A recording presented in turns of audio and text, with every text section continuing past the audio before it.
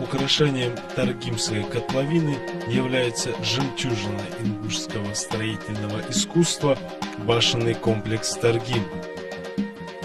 Казалось бы, те же уже известные архитектурные приемы возведения башен, их завершения, приемы использования деталей, но целостность Таргимского ансамбля, его соразмерность горам и долине реки, выверенность построек, соотношение деталей и общего поражают.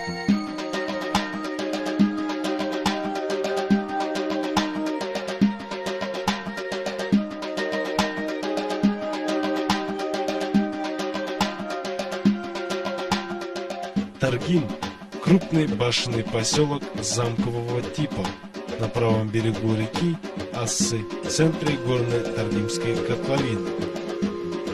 Здесь прослеживается 4 боевые, 2 полубоевые и 24 жилые башни с разнообразными каменными пристройками, оборонительными стенами периода позднего Средневековья. Из данного башенного поселка вышли известные ингушские фамилии.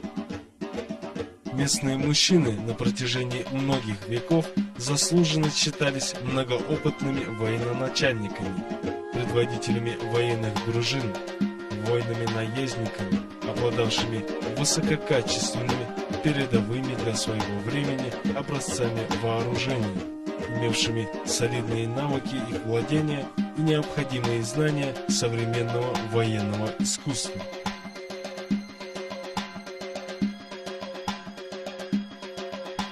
В XIII веке, когда Предкавказье было захвачено монголами, караванные пути на плоскости перестают функционировать.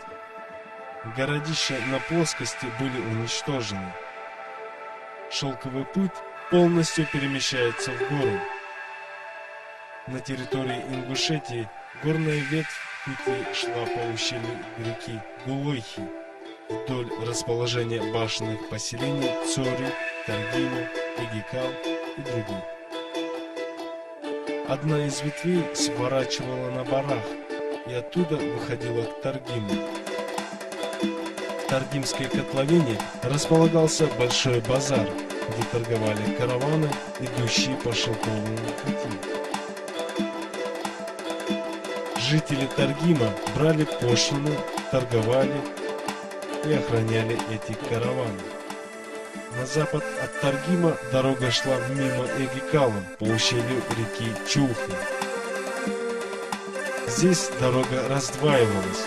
Одна дорога шла через Тунгойское ущелье, другая через Хури. И далее обе дороги выходили в ущелье реки Арамхи, ведущего на запад.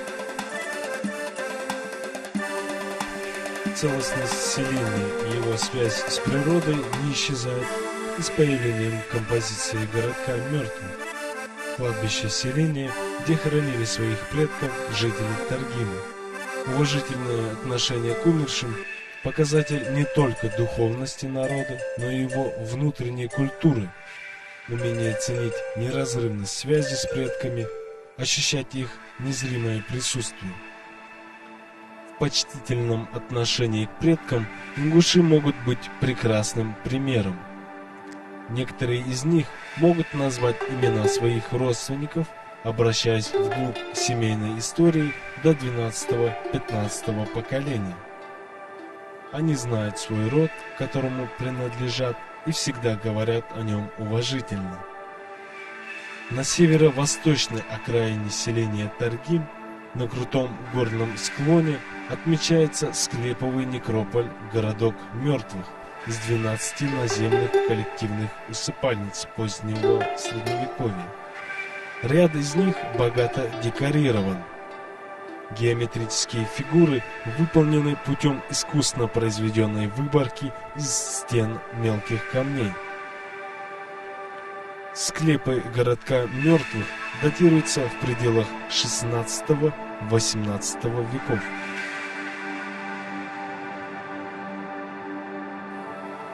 Постройки святилищ и склепов столь же естественны в окружающем ландшафте, как и смена времен года и поколений.